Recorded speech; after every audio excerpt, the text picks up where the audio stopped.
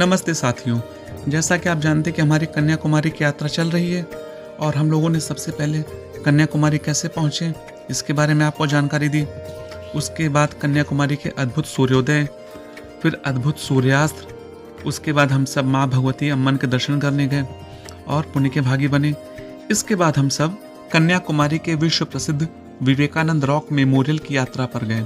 सुचिंद्रम मंदिर जाने के लिए हमारी बस जब हाईवे पर पहुंची तो पता चला कि अंदर जाने की आज परमिशन नहीं है, क्योंकि अगले दिन सुचिंद्रम मंदिर में कार उत्सव होने वाला था, जिसकी बड़ी व्यापक पैमाने पर तैयारियां चल रही थी। सो हम सब भी बस से उतर गए और मन में मंदिर के दर्शन की अभिलाषा लिए एक उत्साह के साथ मंदिर की तरफ चल दिए। मंदिर वहां से करीबन 1 किलोमीटर की दूरी पर था और हम सब चलते चलते मंदिर पहुंच गए, जिसके बाहर ये सब जो आप रथ देख रहे हैं यही कल प्रयुक्त होने वाले थे। इनकी साफ सफाई रंगाई पुताई हो चुकी थी, अब इनको सजाया जा रहा था जिससे कल ये यात्रा में शामिल हो सके। हर एक रथ बहुत ही भव्य और बहुत ही विशाल था। ये जो आप रथ देख रहे हैं, इस रथ के चारों तरफ देवी देवता गण इन सबकी प्रतिमाएं बनी हुई हैं और बहुत ही महीन नक्काशी है। ये देखकर इतना सुंदर लग रहा था, इसको आप तभी महसूस कर सकते जब आप यहाँ पर जाएंगे। ये सामने मंदिर जो सफेद रंग का आप देख रहे हैं, ये सुचिंद्रम मंदिर का गोपुरम है जो करीबन 134 फीट ऊंचा है। मंदिर के गोपुरम को काफी भव्य तरीके से सजाया गया था।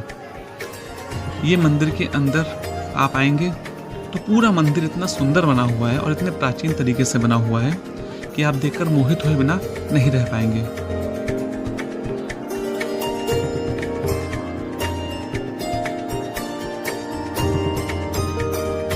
यहाँ पे मंदिर में पुरुषों के लिए एक ड्रेस कोड निर्धारित किया गया है। जैसा कि मैंने आपको भगवती अम्मन मंदिर में बताया था कि पुरुषों का कमर के ऊपर किसी भी प्रकार का वस्त्र धारण करना वर्जित है। वही स्थिति यहाँ पर भी थी। यहाँ पर भी पुरुष अपने कमर के ऊपर किसी भी तरह के वस्त्र को धारण नहीं कर सकते थे। आपको इसी अवस्था में दर्शन करने होते हैं। कन्याकुमारी का स्थानुमलयन मंदिर अपनी अद्भुत संरचना के लिए जाना जाता है। सबसे पहले मंदिर का प्रमुख आकर्षण यहाँ निर्मित सफेद रंग का गोपुरम है। 134 फुट ऊंचे इस गोपुरम में अनेक देवी देवताओं की प्रतिमाएं उकेरी गई हैं। मंदिर के दक्षिण भाग में एक बड़ा जलकुंड है, जहां से मंदिर की गतिविधियों के लिए जल लाया जाता है।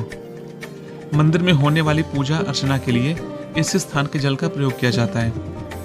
मंदिर के गर्भगृह के निकट भगवान विष्णु को समर्पित एक मंदिर है, जहां उनकी अष्ट धातु से बनी हुई प्रतिमा स्थापित है। इसके अलावा गर्भगृह के दाईं ओर भगवान राम और माता सीता का मंदिर एवं बाईं ओर गणेश जी का मंदिर स्थापित है। मंदिर परिसर में ऐसे ही लगभग 30 छोटे छोटे मंदिर हैं जो कैलाशनाथ, गरुण एवं मुरुगन स्वामी आदि को समर्पित हैं। मंदिर का प्रमुख आकर्षण है एक ही ग्रेनाइट पत्थर से बनाई गई हनुमान जी की लगभग 22 फुट की प्रतिमा। हनुमान जी के अलावा 21 फुट लंबी, 10 फुट चौड़ी और 13 फुट ऊंची एक ही पत्थर से बनी लगभग 900 वर्ष पुरानी नंदी की प्रतिमा भी श्रद्धालुओं का मन मोह लेती है। मंदिर के गर्भगृह में लिंग रूप में तीनों देवता ब्रह्मा, विष्णु और महेश विराजमान हैं। स्थानुमलयन मंदिर में 1035 स्तंभ हैं, जिनमें से 18 फुट ऊंचे 4 ऐसे स्तंभ हैं जो म्यूजिकल पिलर्स या संगीत स्तंभ कहे जाते हैं। एक ही ग्रेनाइट पत्थर से बनाए गए ये स्तंभ थपथपाए जाने पर संगीत की ध्वनि उत्पन्न करते हैं। संगीत की यह ध्वनियाँ इतनी स्पष्ट हैं कि इन्हें सुनने पर ऐसा प्रतीत होता है मानो कोई कुशल संगीतकार किसी वाद्य यंत्र का उपयोग करके संगीत की ध्वनि उत्पन्न कर रहा हो। सुचिंद्रम का यह मंदिर अपने त्योहारों के लिए जाना जाता है। 10 दिवसीय कार उत्सव यहाँ का प्रमुख त्योहार है, जो दिसंबर अथवा जनवरी में मनाया जाता है। इसके अलावा अगस्त में अवनी उत्सव, अप्रैल में चितिराई उत्सव और मार्च में मासी उत्सव भी मंदिर के प्रमुख त्योहार हैं। पौराणिक काल में इस स्थान पर ज्ञान अरण्य नाम का सघन वन था। इसी ज्ञान अरण्य में महर्षि अत्रि अपनी पत्नी अनुसूया के साथ रहते थे। अनुसूया महान पतिव्रता थी और पति की पूजा करती थी। उन्हें एक ऐसी शक्ति प्राप्त थी कि वह किसी भी व्यक्ति का रूप परिवर्तित कर सकती थी। ब्रह्मा विष्णु और महेश की पत्नियों को जब उनकी इस शक्ति के विषय में ज्ञात हुआ तो उन्होंने अपने पति से देवी अनुसूया के पतिव्रत धर्म की परीक्षा लेने के लिए कहा। उस समय ऋषि अत्रि हिमालय पर तप करने गए हुए थे। जब ब्रह्मा, विष्णु और महेश साधु वेश में ऋषि के आश्रम पहुंचे तब अनुसूया स्नान कर रही थी। तीनों ने उनसे उसी रूप में आकर भिक्षा देने को कहा। जहां ब्राह्मणों को भिक्षा दिए बिना लौटाना अधर्म था, वहीं ऐसी अवस्था में पर पुरुष के सामने आने से पतिव्रत धर्म भंग होता था। देवी को तो दोनों धर्मों का निर्वाह करना था। तब उन्होंने अपनी शक्ति के बल पर तीनों ब्राह्मणों को शिशु रूप में परिवर्तित कर दिया और उसी अवस्था में आकर भिक्षा प्रदान की। जब त्रिमूर्ति के शिशु रूप में परिवर्तित होने का ज्ञान उनकी पत्नियों को हुआ तो वो व्याकुल हो गईं। उन्होंने आकर देवी से क्षमा मांगी। तब उन्होंने प्रभाव मुक्त किया और प्रतीक के रूप में उन्हें आश्रम में रहने को कहा। उस समय त्रिमूर्ति ने अपने प्रतीक की स्थापना की, जिसके आधार पर ब्रह्मा, मध्य में विष्णु तथा ऊपर शिव है। एक अन्य कथा के अनुसार गौतम ऋषि के अभिशाप से मुक्ति पाने के लिए देवराज इंद्र ने यही तपस्या की और उष्ण घृत से स्नान कर, यानी कि गर्म घी से स्नान कर, उन्होंने स्वयं को पाप मुक्त किया और अर्धरात्रि को पूजा प्रारंभ की और पूजा संपन्न कर वे पवित्र हुए और देवलोक को प्रस्थान कर गए। तब से इस स्थान का नाम सुचिंद्रम पड़ गया।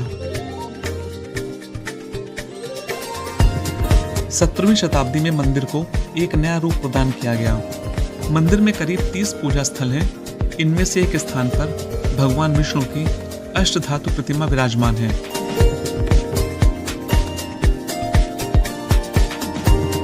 मंदिर के निकट ही सुंदर सरोवर है। इसके मध्य में एक छोटा सा मंडप बना हुआ है। सुचिंद्रम कन्याकुमारी से मात्र 13 किलोमीटर की दूरी पर स्थित है।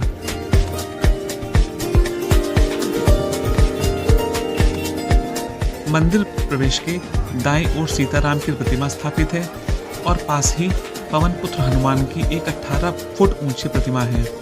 ऐसी मान्यता है कि इस विशाल रूप में अशोक वाटिका में सीता जी के सामने प्रकट हुए थे। उन्होंने श्री राम की मुद्रिका दिखाई थी। पास ही गणेश मंदिर है, जिसके सामने नवग्रह मंडप है। इस मंडप में 9 ग्रहों की प्रतिमाएं उत्कीर्ण की गई हैं। अलंगर मंडप में 4 संगीतमय स्तंभ हैं। ये अनोखे स्तंभ एक ही चट्टान से बने हैं, लेकिन इनसे मृदंग, सितार, जल तरंग और तंबूरे की अलग अलग ध्वनियां उत्पन्न होती हैं। पहले पूजा अर्चना के समय इन स्तंभों से संगीत उत्पन्न किया जाता था। मंदिर में नटराज स्तंभ भी है। मंदिर में 800 वर्ष पुरानी नंदी की विशाल प्रतिमा भी है। द्वार पर 2 द्वारपाल प्रतिमाएं हैं। मंदिर का गोपुरम 134 फुट ऊंचा है।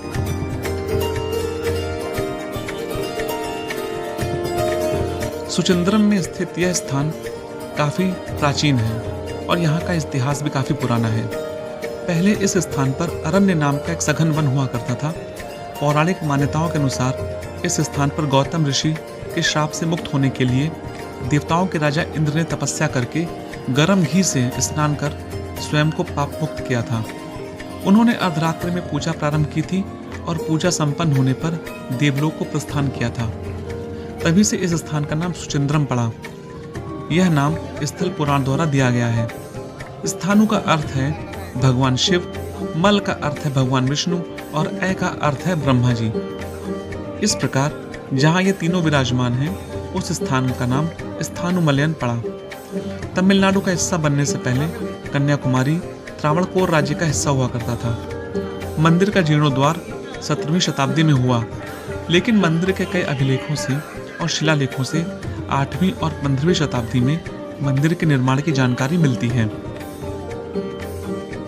सुचिंद्रम में भगवान ब्रह्मा, विष्णु और महेश के बाल रूपों के दर्शन करने के पश्चात मन को एक अजीब सी अनुभूति हुई। इस अनुभूति का अनुभव आप यहाँ पर आने के बाद ही कर सकते हैं। अब मन में तसल्ली लिए, मन में शांति लिए हम सब वहाँ से वापस चल दिए। पूरे रास्ते भर हमें तरह तरह के मंदिर दिखाई दिए। मंदिर के अंदर वहाँ स्थानीय म्यूजिक बज रहा था, स्थानीय संगीत बज रहा था, जिससे मन को एक अजीब सी शांति मिल रही थी। हम सब काफ़ी प्रसन्न थे कि हम लोगों को भगवान के बाल रूप के दर्शन हुए।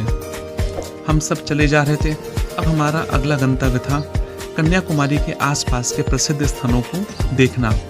किसी स्थान के ऐतिहासिक महत्व को अगर जानना हो तो हमें वहाँ पर जाना पड़ता है, और हमारा यह प्रयास रहता है कि आपको बिना वहाँ पे जाए आपको उस स्थान के बारे में पूरी जानकारी दे सकें। तो फिर मिलते हैं अगले वीडियो में, जहाँ पर आपको हम कन्याकुमारी के आसपास के प्रमुख दर्शनीय स्थलों का भ्रमण कराएंगे।